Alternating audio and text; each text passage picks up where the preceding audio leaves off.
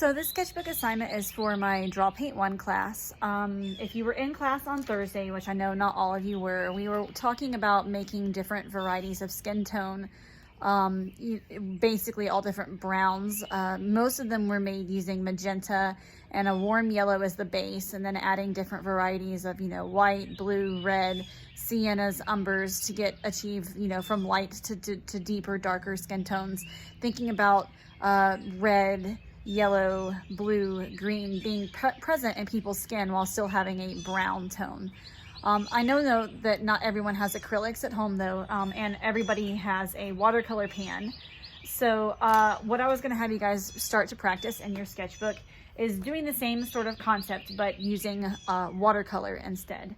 So for your watercolor pan, I want double the mixing space. So I'm actually going to remove my little pigments or my pans and use my entire palette, which really needs to be clean. I should probably scrub this one and get it even cleaner, but for the sake of the video, this will work okay. If you want additional space, you can use a plate or a styrofoam plate, anything like that, or some of y'all have your own larger plastic palettes if you want additional space for mixing. And then you just need some type of paint jar. If you're gonna use like a coffee mug or an actual glass, just make sure that you do not accidentally drink your paint water, because people do it all the time.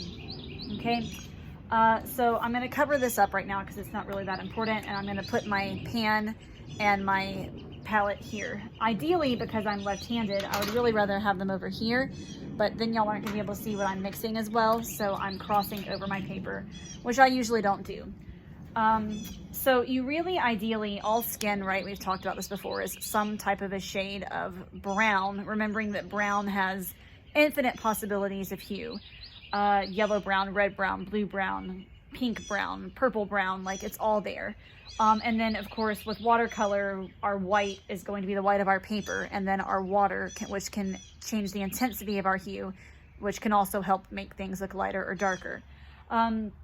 So yes, we do have this brown that's in the palette pan here. It's just a nasty color, I'm gonna be honest. Almost all these colors straight out of the pan are going to be very, very artificial looking, and it's really when you mix them that you're going to get more interesting variations and more realistic colors. Like, I'm never going to see this color green in nature anywhere, but I can mute this green with red or brown or blue or yellow or all these colors, and get more interesting varieties. I actually, in most of the watercolor palettes at school, these two colors are popped out, the brown and the black, because they're really overpowering and really artificial, and I want to prevent my kids from using them. So their palettes usually look something like this. So I just went ahead and popped those out too. So if you didn't have a brown and you wanted to make your own, a very, very, very easy solution, and you'll notice I'm just putting my water in my palette right now to get myself a base, is to combine green, and I may not want my green to be super powerful right now, and orange. It just, for whatever reason, they mix together, you get yourself a nice brown color. Okay, obviously the amount of orange and the amount of green you add is going to change that color, but you're going to get yourself a much more natural looking brownish color. Now, if I put this color down here, that's probably not believable yet as anyone's skin tone. So I'm going to warm it up a little bit, because we talked about how a lot of people, when they make skin tone, they get these like, oh no, there's blue in my palette. Ugh, that's what I was wanting to avoid.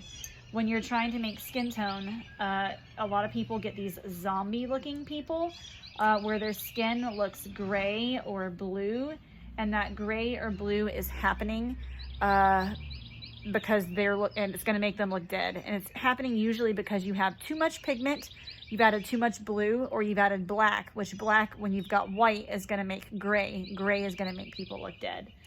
Okay, so I'm warming that color up with a little bit of red at first. Okay, and all I want y'all to kind of do, I'm actually going to play around with red and green for a second. This is going to get really violet. See, way too dark.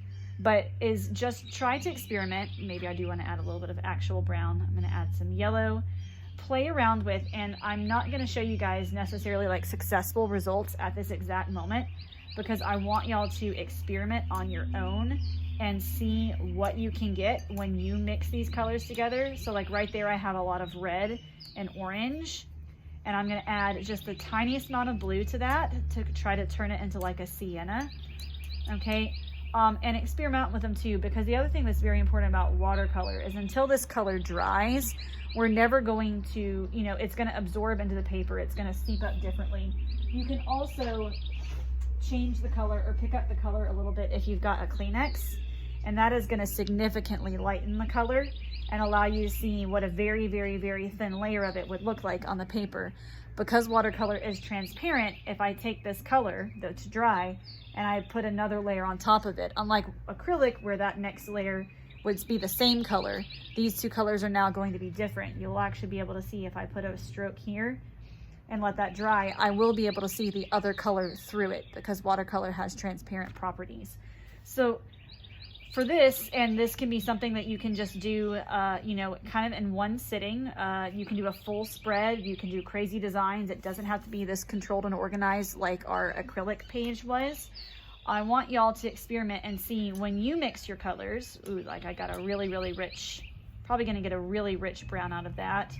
Kind of a nice ebony skin tone. Okay.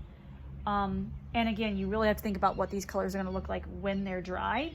I'm going to add some yellow to that and see if I can warm it up a little bit, get a different color. Ooh, that's a nice brown too. So with watercolor, you might find that you're having trouble getting the colors as light as you want for like if you're trying to go for like pale skin. And that's when you really want to move over and have almost no pigment on your brush and have it really, really, really be water. That's going to be when you're going to get these much lighter colors. Okay, then wipe the water off of your brush and do a very, very, very thin thing. It's almost going to look wet at first, but you've got to realize watercolor has to dry for you to really see what color you're getting. Okay, and this is just an experimental practice, but the more that you practice and experiment with this, it's going to help you with what your actual sketchbook assignment is. Although I still want y'all to photograph these pages and put the spreads in your sketchbook folder. I'll give y'all some more specific advice or instructions with a PowerPoint that I'll be uploading to Google Drive later today. Good luck, y'all. Have fun. Bye.